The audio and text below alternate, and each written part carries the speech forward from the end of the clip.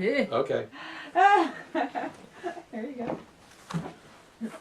At some point I want a testimonial from you too. I really like it when the audience asks questions, especially when they ask questions about things I know absolutely nothing about. But I'm going to tell you what I do know about that. You see, the Battle of Bull Run was in 1861, as I recall. It must have been in May or June. And what happened was all of these Washingtonians came out to see it because they thought this whole thing was going to be over in an afternoon. Well, the Southerners didn't think so. They were in for the long haul.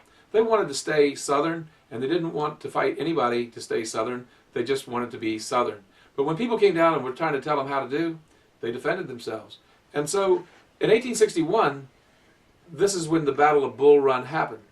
Now, one side called all the battles by landmarks. The other side called all the battles by towns. So some of them call it the Battle of Manassas, and others call it the Battle of Bull Run. I'll let you find out which side called it which way. 100 years later, in 1961, I'm a little kid. And my mom said, we're going to go to the Battle of Bull Run.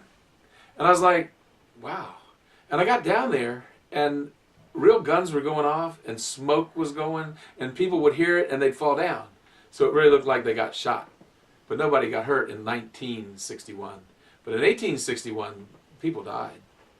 Now, my great-grandfather, John Hunt Pamplin Cheatwood, was born in Nelson County, Virginia, and he was born in 1855. So in 1865, when the war was over, he was only 10 years old.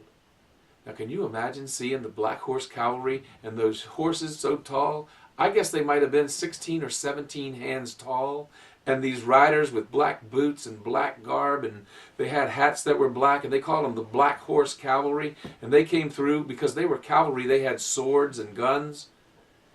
I don't know if my great-grandfather ever saw them or not, but I imagine he did see people like that, all dressed in uniforms and ready to fight.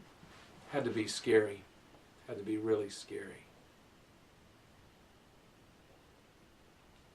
Cut.